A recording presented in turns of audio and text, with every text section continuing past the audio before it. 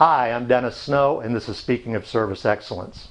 Whenever I'm working with an organization on a customer service improvement initiative, one of the subjects that I know is going to come up without fail is the subject of employee engagement. How do we get our employees engaged in the process? Now, personally, I think that hiring the right people in the first place is always the best answer to the engagement question.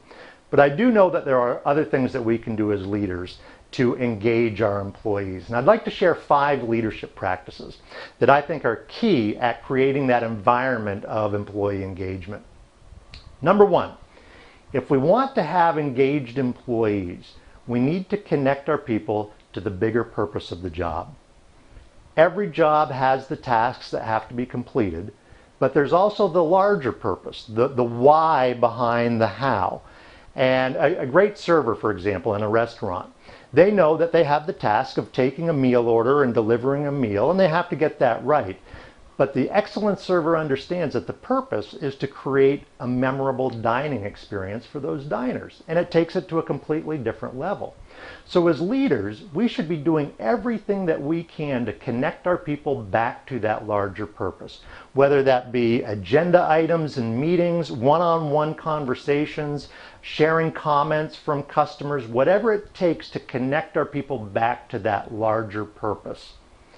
Number 2, if we want to create that environment of employee engagement, we need to make sure people know exactly what's expected of them. I believe that world-class service organizations have service non-negotiables, that certain things, that just being a member of this team, are non-negotiable. For example, when I was working at Disney World, one of the non-negotiables as a cast member was if you saw a piece of trash on the ground, it was non-negotiable. You went over and you picked it up and you threw it away. And it didn't matter if you were a ride operator or you were the vice president of marketing, you went over and picked it up and threw it away. It was non-negotiable. Now, a lot of times when I talk about this, I'll get people who'll say, well, having rigid standards like that and non-negotiables, that limits my creativity. And I think that's a cop-out. I think that having standards is actually very freeing because now I know what's expected of me.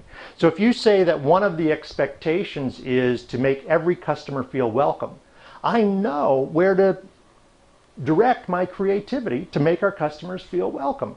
The big problem is when I don't know what you expect of me. Then I just freeze. I just try to stay off the radar screen. Or even worse, if what one manager expects is different than what another manager expects. Now I really don't know what to do at that point. So I think that having those clear expectations, those clear non-negotiables, is actually very, very empowering. Number 3, if we want to create that environment of employee engagement, we need to let our employees know we care. We have all worked for bosses at one point or another who we knew in our hearts did not care about us. And right or wrong, it was very hard to demonstrate that care for our customers. Now, I'm not saying that we have to get immersed in the personal lives of our employees and all of that, although sometimes that might be appropriate. But what I'm really talking about is demonstrating appreciation.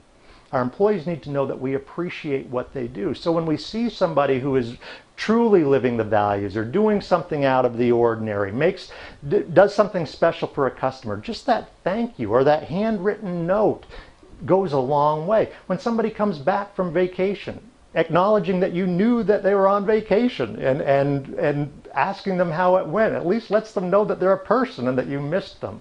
It creates that environment of care, that you really care about me as a person. Number 4, if we're going to create that environment of employee engagement, we need to support our employees in delivering on our service standards. One of my very good friends and colleague, Barbara Farfan, has a great quote that I use all the time.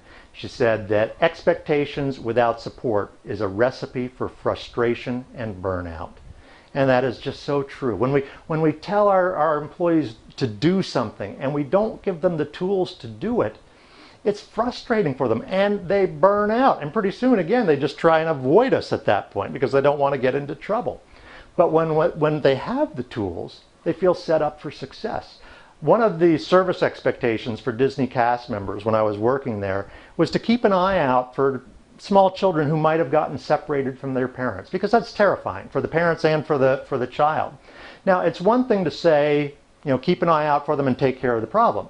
It's something else to have a tool in place. And so what there was a phone number that if I was a cast member and I found the child and you as a cast member were with the parents, we're both calling the same phone number and we can get the parents and the children back together immediately, and we're both heroes.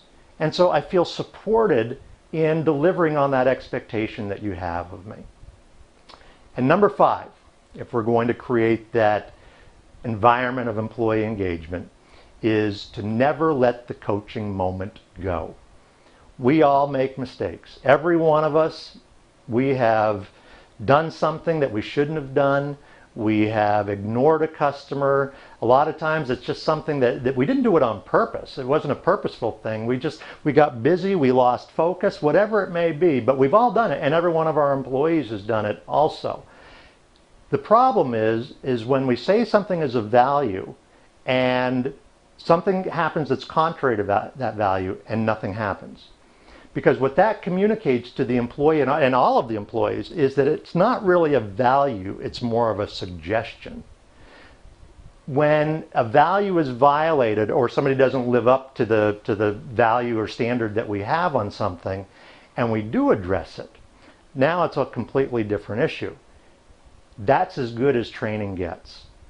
When something happens, when something goes wrong, and we address it immediately and we coach the person through it, training just doesn't get any better than that, because that's real-time training. So never let the coaching moment go.